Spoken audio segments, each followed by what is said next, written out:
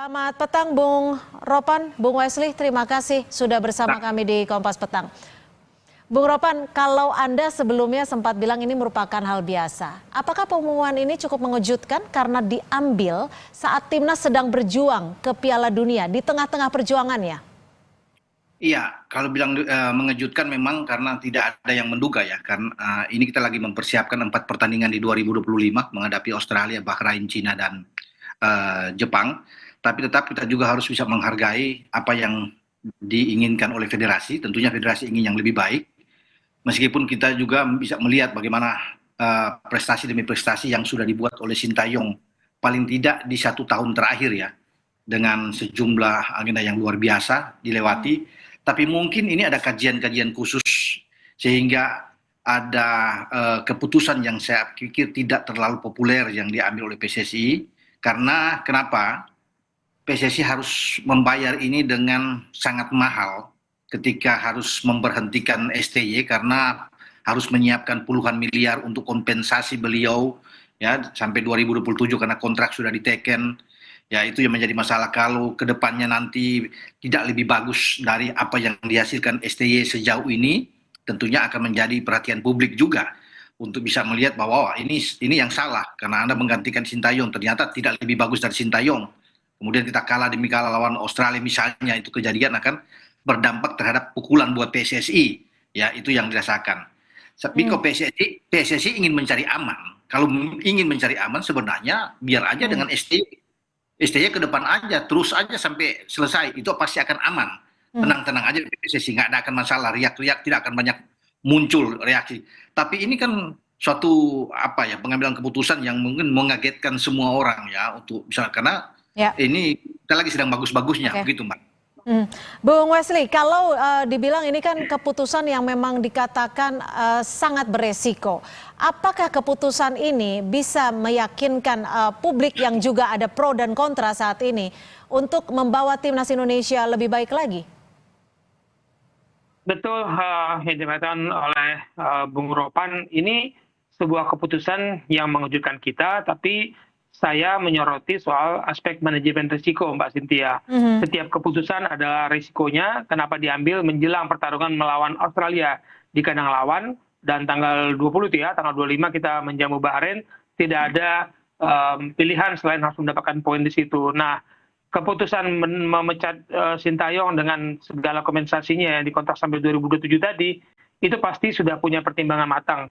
Cuman yang saya lagi mempertimbangkan manajemen risiko seperti apa yang diambil oleh federasi. Apakah karena keputusan tidak populer ini justru menjadi pilihan jangka panjang, lalu jawaban dari Pak Erik sebagai Ketum PSSI itu membuat saya bertanya-tanya. Kan yang dipermasalahkan soal komunikasi. Kita tahu sudah beberapa tahun ya, 5 tahun STY bersama kita tidak bisa bahasa Indonesia. Penerjemahnya itu hanya mengerti bahasa Korea dan bahasa Indonesia. Sehingga ketika banyak pemain diaspora datang, harus ada penerjemah baru lagi bahasa Korea dan bahasa Inggris. Anda bayangkan 15 menit masa istirahat kalau pertandingan itu diterjemahkan ke dalam berapa bahasa, itu pasti makan waktu. Lalu soal aspek komunikasi strategi yang saya sorot adalah apakah benar strategi pelatih itu harus disepakati oleh pemain sehingga diambil keputusan. Ini kan menjadi pertanyaan, bukankah strategi game plan, strategi dan taktik itu adalah diatur oleh tim pelatih. Nah, kalau para pemain yang katanya berbasis Eropa ini tidak cocok, tidak dapat memahami dan mengajak diskusi Sintayong dan Sintayong tidak mau menerima, jelas ada sebuah pilihan bagi Erick Thohir sebagai Ketum PSSI karena program naturalisasi, program diaspora ini kan membutuhkan biaya mahal secara politik maupun biaya ini. Dan kalau tidak cocok dengan pelatih yang diusung dengan program naturalisasi ini, pasti harus ada keputusan. Karena ini pilihan Pak Erik dalam program naturalisasi dan diaspora. Bung Ropan, kalau ini kan sudah disebutkan oleh Pak Arya tadi bahwa Erick Thohir sudah menemui 3 calon pelatih yang akan menggantikan Sintayong. Menurut Anda, apakah penggantian dengan pelatih ini bisa menyesuaikan dengan cepat karena kita masih ada sisa 4 laga lagi? Ya, kalau bisa melihat ya pergantian pelatih di tengah jalan ini kan tidak ada jaminan juga apakah pelatih itu akan lebih baik dari pelatih sebelumnya. Tapi harapan tentunya dari semua orang bahwa ini akan bagus-bagus saja ke depan. Tapi kalau bisa melihat dengan penyesuaian, kalau diambil pelatih asal Belanda, ya mungkin akan cepat penyesuaiannya. Karena kan Karena banyak pemain dari Belanda. banyak semua pemain-pemain diaspora itu adalah orang Belanda yang akhirnya pindah warga negara menjadi Indonesia. Jadi itu akan secara komunikasi itu akan jalan dengan baik.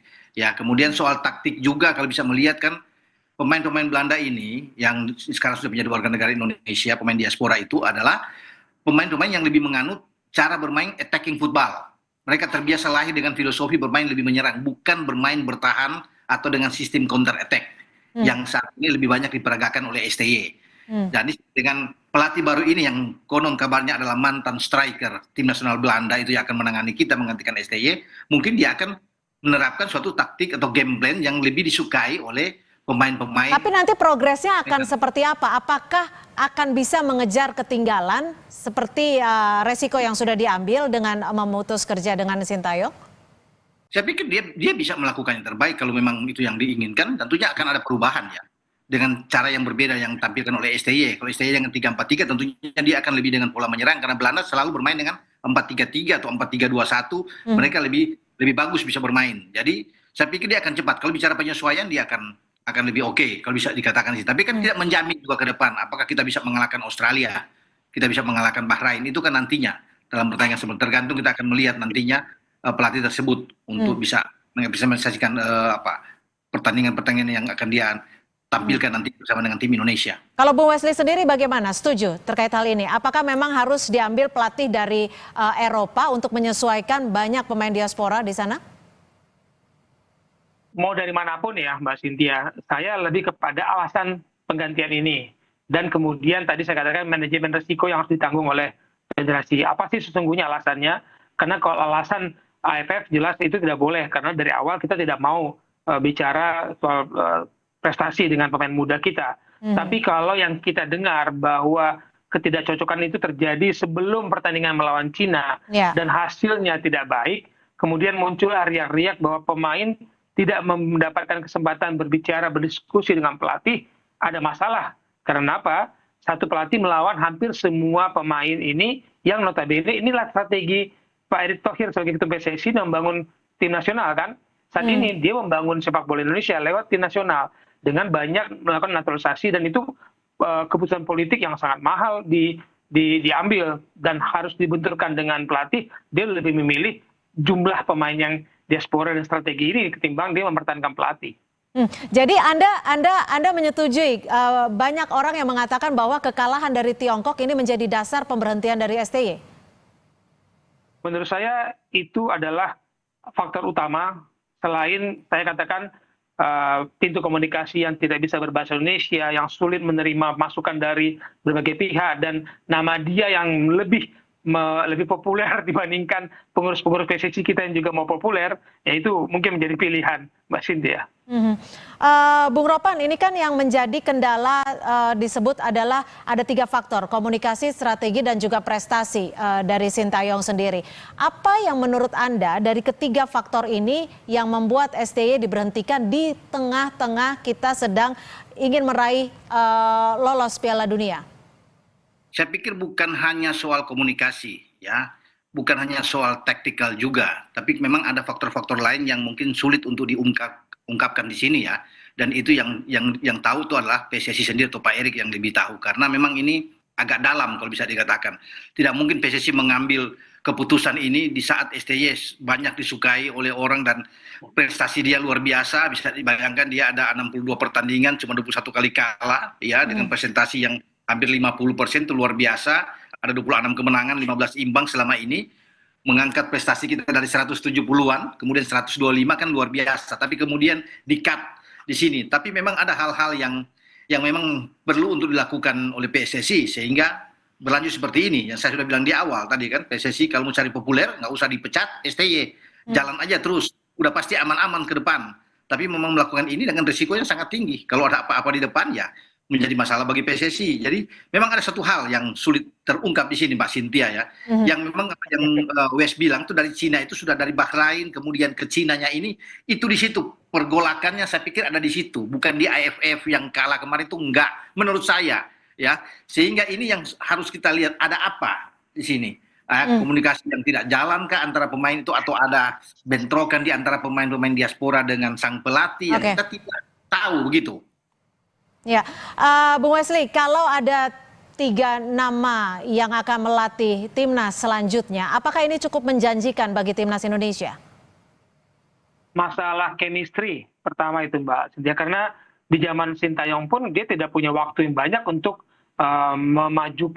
meracik strategi yang berkumpul bersama dan melakukan uji coba. Dari kualifikasi kedua, ketiga, tak ada satupun pertandingan uji coba dilakukan untuk meracik chemistry yang pemain baru berdatangan terus nih, naturalisasi kan berdatangan terus. Kapan dia bisa meracik strategi yang pas? Itu menjadi kendala bagi Sintayong. Dan itu akan dihadapi juga nanti oleh penggantinya, siapapun penggantinya. Karena bulan Maret kompetisi masih berlangsung, kita break memang, tapi yang dari Eropa kan datangnya juga mungkin berapa hari sebelum pertandingan. 5 hari sudah paling bagus. Kapan akan ada pertandingan uji coba selain internal game di antara tim ini untuk membangun suatu tim yang pas? Kuncinya adalah kalau komunikasinya pas, kalau saling pengertian gaya bermain, game plan yang diinginkan oleh pelatih baru ini dimengerti oleh para pemain, mungkin hampir semuanya, saya tidak mengatakan semua pemain akan mengerti game plan baru, mungkin itu akan menjadi salah satu kekuatan bagi pelatih baru. Oke, baik, kita nantikan saja siapa yang akan menggantikan Sintayong. Masih ada 4 laga yang tersisa bagi timnas Indonesia. Terima kasih Bung Roni Pangemanan dan juga Bung Wesley Huta Galung sudah berbagi perspektif di Kompas Petang sore hari ini. Selamat sore.